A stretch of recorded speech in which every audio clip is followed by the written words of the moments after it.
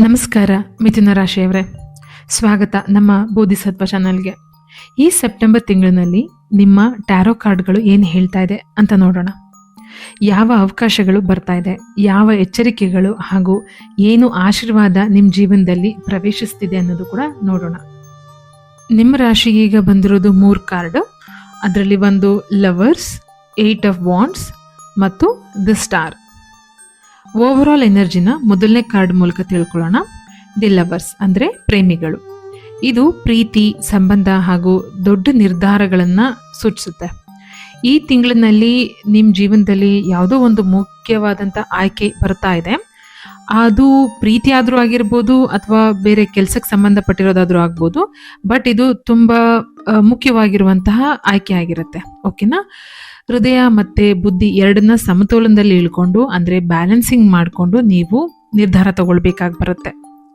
ಸಂಬಂಧಗಳಲ್ಲಿ ಹೊಸ ಹಂತ ಸ್ಟಾರ್ಟ್ ಆಗ್ತಾ ಇದೆ ಅಥವಾ ಹಳೆಯ ಗೊಂದಲಗಳು, ಹಳೆಯದೇನಾದರೂ ಕನ್ಫ್ಯೂಷನ್ಸ್ ಇತ್ತು, ಪ್ರಾಬ್ಲಮ್ಸ್ ಇತ್ತು ಅಂತಂದರೆ ಅದೆಲ್ಲ ಬಗೆಹರಿಸ್ಕೊಳ್ಳುವಂತಹ ಟೈಮ್ ಇದು. ಅಂದರೆ ಈ ತಿಂಗಳು ಅದನ್ನು ಅವಕಾಶವಾಗಿ ಕೊಡುತ್ತೆ. ಎರಡನೇ ಕಾರ್ಡ್ 8 ಆಫ್ ವಾಂಡ್ಸ್ ಇದೆ.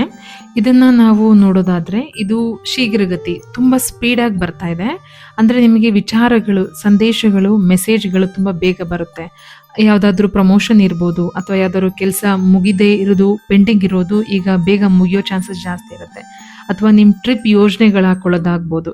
ಯಾವುದೋ ಒಂದು ಸಡನ್ನಾಗಿ ಫ್ರೆಂಡ್ಸ್ ಗ್ರೂಪಲ್ಲಿ ಅಥವಾ ಫ್ಯಾಮಿಲಿ ಗ್ರೂಪ್ನಲ್ಲಿ ಒಂದೆಲ್ಲೋ ಹೋಗೋಣ ಅಂತ ಪ್ಲ್ಯಾನ್ ಮಾಡ್ತಿದ್ದಂಗೆ ಇಮಿಡಿಯೇಟಾಗಿ ಅದು ಪ್ಲ್ಯಾನ್ ಆಗುತ್ತೆ, ಎಕ್ಸಿಕ್ಯೂಷನ್ ಕೂಡ ಆಗಿಬಿಡತ್ತೆ ಬೇಗ. ಮತ್ತು ಸಂಬಂಧಗಳಲ್ಲಿ ಸುಧಾರಣೆ, ಅಂದರೆ ಯಾರ ಜೊತೆಗೂ ಜಗಳ ಆಡ್ಕೊಂಡಿರ್ತೀರ, ಬಟ್ ನಿಮ್ಮ ಹತ್ರದವರೇ ಆಗಿರ್ತಾರೆ. ಅವರೊಟ್ಟಿಗೆ ನಿಮ್ಮ ಸಂಬಂಧ ಯಾವತ್ತೋ ಒಂದಿನ ಸರಿ ಹೋಗೋದು ಅತಿಯಾಗಿ ಬೇಗದಲ್ಲಿ ಈ ತಿಂಗಳಲ್ಲೇ ಸರಿ ಹೋಗೋ ಚಾನ್ಸಸ್ ಕೂಡ ಜಾಸ್ತಿ ಇರುತ್ತೆ. 8 ಆಫ್ ವಾಂಡ್ಸ್ ಅನ್ನೋ ಈ ಟ್ಯಾರೋ ಕಾರ್ಡ್ ಇದನ್ನೆಲ್ಲ ಸೂಚಿಸುತ್ತೆ. ಚಾಲೆಂಜಸ್ ಮತ್ತು ವಾರ್ನಿಂಗ್ಸ್ನ ಕೂಡ 8 ಆಫ್ ವಾಂಡ್ಸ್ ಕಾರ್ಡ್ ಹೇಳ್ತಾ ಇದೆ. ಈ ತಿಂಗಳಿನಲ್ಲಿ ವೇಗ ಹೆಚ್ಚಿದ್ರೂ ಕೂಡ ಅರ್ಜೆನ್ಸಿ ಬೇಡ. ಅಂದರೆ ನಿರ್ಧಾರಗಳನ್ನ ತಗೊಳ್ಬೇಕಾದ್ರೆ, ಇಂಪಾರ್ಟೆಂಟ್ ಡಿಸಿಷನ್ ತಗೋಬೇಕಾದ್ರೆ ಅರ್ಜೆನ್ಸಿ ಮಾಡ್ಕೊಳಕ್ಕೆ ಹೋಗಬೇಡಿ. ಏನೇ ಸ್ಟ್ರೆಸ್ ಇರಲಿ, ಒತ್ತಡ ಇರಲಿ, ಪ್ಲಾನಿಂಗ್ನ ಪ್ರಾಪರಾಗಿ ಮಾಡ್ಕೊಳ್ಳಿ. ತಪ್ಪು ನಿರ್ಧಾರಗಳು ತುಂಬ ಕೆಡುಕನ್ನು ಉಂಟು ಮಾಡುತ್ತೆ. ಓಕೆನಾ? 3 ವಿಷಯಗಳಲ್ಲಿ ಜಾಗ್ರತೆ ಇರಬೇಕು. ಅತಿಯಾದ ಮಾತುಗಳು ಬೇಡ, ಫೈಟಿಂಗ್ ಅಂದರೆ ವಾಗ್ವಾದಗಳು ಬೇಡ, ಅದರಿಂದ ದೂರ ಇರಿ. ಹಾಗೆ ಆರೋಗ್ಯದ ಕಡೆ ಸ್ವಲ್ಪ ಗಮನ ಇರಬೇಕು. ಓಕೆನಾ? ಎಲ್ಲ ಅರ್ಜೆಂಟಾಗಿ ಆಗ್ತಿರೋದು, ಎಲ್ಲ ಸ್ಪೀಡಾಗಿ ಆಗ್ತಿರೋದ್ರಿಂದ ಕಾಯಿಲೆಗಳು ಕೂಡ ಸ್ಪೀಡಾಗಿ ಬರುತ್ತೆ. ಸೊ ನೀವು ಊಟ ತಿಂಡಿ ಕಡೆ ಸ್ವಲ್ಪ ಗಮನ ಕೊಡಲೇಬೇಕಾಗತ್ತೆ. ಆರೋಗ್ಯ ತುಂಬ ಕೆಡ್ದಂಗೆ ನೋಡ್ಕೊಳ್ಬೇಕು. ಓಕೆ, ಈಗ 3ನೇ ಕಾರ್ಡ್ ದ ಸ್ಟಾರ್. ಈ ಕಾರ್ಡು ಗೈಡೆನ್ಸ್ ಮತ್ತು ನಮಗೆ ಟಿಪ್ಸ್ಗಳನ್ನು ಹೇಳುತ್ತೆ. ಈ ಕಾರ್ಡ್ ಏನು ಹೇಳ್ತಾ ಇದೆ ಅಂತಂದರೆ ಇದು ಆ್ಯಕ್ಚುಲಿ ಅತ್ಯಂತ ಪಾಸಿಟಿವ್ ಕಾರ್ಡ್ ಇದು. ಓಕೆನಾ? ಇದರ ಅರ್ಥ ಗುಣಮುಖ ಆಗುವಂಥದ್ದು ಅಥವಾ ದೈವ ಆಶೀರ್ವಾದ ಬರುವಂಥದ್ದು, ಅಂದರೆ ದೇವರ ಆಶೀರ್ವಾದ ನಮ್ಮ ಮೇಲೆ ಆಗ್ತಾ ಇದೆ ಅಂತ ಅರ್ಥ. ಓಕೆನಾ? ಈ ತಿಂಗಳು ನಿಮ್ಮ ಕನಸುಗಳಿಗೆ ಬೆಂಬಲ ಸಿಗುತ್ತೆ. ವಿಶ್ವಾಸನ ಯಾವತ್ತೂ ಕೂಡ ಕಳ್ಕೊಬೇಡಿ. ಇಲ್ಲಿ ಪ್ರಾಕ್ಟಿಕಲ್ ಆಗಿ ಕೆಲವೊಂದು ಟಿಪ್ಸ್ಗಳನ್ನ ಹೇಳಬೇಕು ಅಂತಂದರೆ ಈ ಕಾರ್ಡ್ನ ಆಧಾರಿತವಾಗಿಟ್ಕೊಂಡು ಭಾಗ್ಯದ ಬಣ್ಣ ನೀಲಿ ಇರುತ್ತೆ, ಭಾಗ್ಯದ ಸಂಖ್ಯೆ 5, ಭಾಗ್ಯದ ದಿನ ಸೆಪ್ಟೆಂಬರ್ 19 ಆಗಿರುತ್ತೆ. ಪಾಸಿಟಿವ್ ಸ್ಟೇಟ್ಮೆಂಟು, ನೀವು ಯಾವಾಗಲಾದರೂ ತುಂಬ ಲೋ ಅಂತ ಫೀಲ್ ಆಗ್ತಿದ್ದಾಗ, ಅಂದರೆ ನಿಮ್ಮ ಮನಸ್ಸಲ್ಲಿ ಯಾವುದೋ ದುಃಖ ಅಥವಾ ಬೇಜಾರು ಅಥವಾ ಡಿಸಿಷನ್ ತೊಗೊಳಕ್ಕಾಗದೇ ಇದ್ದಾಗ ಈ ಸ್ಟೇಟ್ಮೆಂಟ್ನ ಹೇಳ್ಕೊಳ್ಳಿ. ನಾನು ವಿಶ್ವಾಸದಿಂದ ತುಂಬಿಕೊಂಡಿದ್ದೀನಿ, ನನ್ನ ಕನಸುಗಳು ನನಸಾಗ್ತಾ ಇದೆ. ನಾನು ವಿಶ್ವಾಸದಿಂದ ತುಂಬಿದ್ದೀನಿ, ನನ್ನ ಕನಸುಗಳು ನನಸಾಗ್ತಾ ಇದೆ. ಇದನ್ನು ಹೇಳ್ಕೊಳ್ಳಿ. ಅಟ್ಲೀಸ್ಟ್ 11 ಸಾರ್ತಿನಾದರೂ ಇದನ್ನು ಹೇಳ್ಕೊಳ್ಬೇಕು.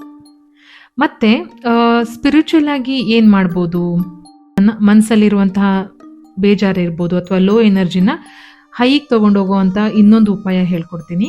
ರಾತ್ರಿ ನಕ್ಷತ್ರಗಳು ಕಾಣಿಸೋ ಟೈಮ್ನಲ್ಲಿ, ಅಂದರೆ ಈಗ ಟೆರೆಸ್ನಲ್ಲಿ ಅಥವಾ ನಿಮ್ಮ ಗಾರ್ಡನ್ನಲ್ಲಿ ಎಲ್ಲೋ ಕುತ್ಕೊಂಡಿರ್ಬೇಕಾದ್ರೆ ನಿಮಗೀಗ ನಕ್ಷತ್ರಗಳು ಕಾಣಿಸ್ತಾ ಇದೆ ಆಕಾಶದಲ್ಲಿ ಅಂತಂದರೆ ಗಮನ ಇಟ್ಟು ನಕ್ಷತ್ರಗಳನ್ನು ನೀವು ನೋಡ್ತಾ 3 ನಿಮಿಷ, ಅಂದರೆ ನೋಡಿ ನಂತರ ಕಣ್ಣಲ್ಲಿ ನಕ್ಷತ್ರಗಳ ಬೆಳಕನ್ನು ನೀವು ತುಂಬಿಕೊಂಡು ನಂತರ ಕಣ್ಣನ್ನು ಮುಚ್ಚಿ 3 ನಿಮಿಷಗಳ ಕಾಲ ಧ್ಯಾನ ಮಾಡಿ.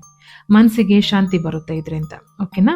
ಮಿಥುನ ರಾಶಿಯವರು ಈ ತಿಂಗಳು ನಿಮ್ಮ ಜೀವನದಲ್ಲಿ ಹೊಸ ಬೆಳಕು ಬರುತ್ತೆ. ಧೈರ್ಯದಿಂದಿರಿ.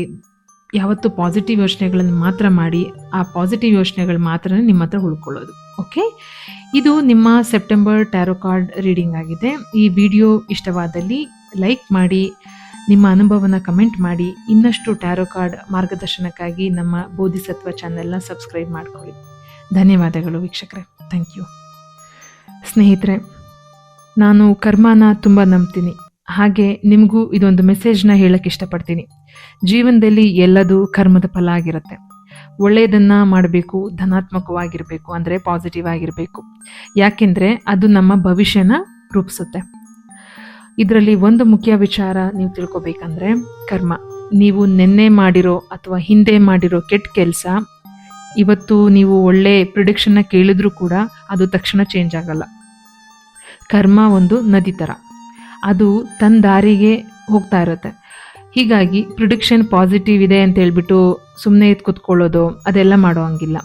ಒಳ್ಳೆಯದನ್ನು ಮಾಡಿ ಧನಾತ್ಮಕವಾಗಿರಬೇಕು. ಯಾಕೆಂದರೆ ಹಿಂದಿನ ಕರ್ಮದ ಫಲ ಯಾವತ್ತೂ ಬಂದೇ ಬರುತ್ತೆ. ಅದನ್ನು ಅಕ್ಸೆಪ್ಟ್ ಮಾಡಬೇಕಾಗತ್ತೆ. ಕರೆಕ್ಟ್ ಮಾಡ್ಕೊಳ್ಳೋ ಪ್ರಯತ್ನ ಮಾತ್ರ ಯಾವತ್ತೂ ಮಾಡಿ. ಓಕೆನಾ? ಕರ್ಮ ಅಂದರೆ ಕೆಲಸ ಅಲ್ಲ, ಅದು ಕೇವಲ ಜವಾಬ್ದಾರಿನೂ ಅಲ್ಲ. ಕರ್ಮ ಅಂದರೆ ಫಲದ ನಿರೀಕ್ಷೆನೇ ಇಲ್ಲದೆ ಕೆಲಸ ಮಾಡೋದು. ನಿಷ್ಕಾಮ ಕರ್ಮ ಮಾಡಬೇಕಾಗಿ ಬರುತ್ತೆ. ಯಾವ ಕರ್ಮಕ್ಕೂ ಫಲದ ಆಕಾಂಕ್ಷೆ ಇಟ್ಕೋಬೇಡಿ. ಫಲ ಸಿಕ್ಕಿದ್ರೆ ಖುಷಿ ಪಡೋದಾಗಲಿ, ಫಲ ಸಿಗದಿದ್ರೆ ದುಃಖ ಪಡೋದಾಗಲಿ ಬೇಡ. ಈ ಭವಿಷ್ಯವಾಣಿ ಅಥವಾ ಪ್ರಿಡಿಕ್ಷನ್ ನಿಮಗೆ ಅಲರ್ಟ್ ಆಗಿರೋದಕ್ಕೋಸ್ಕರ ಅಷ್ಟೇ. ಮತ್ತು ಒಳ್ಳೆಯ ಕರ್ಮಗಳನ್ನು, ಒಳ್ಳೆಯ ಆಶೀರ್ವಾದಗಳನ್ನು ಸಂಗ್ರಹಿಸೋದು ನಿಮ್ಮ ಕರ್ತವ್ಯ.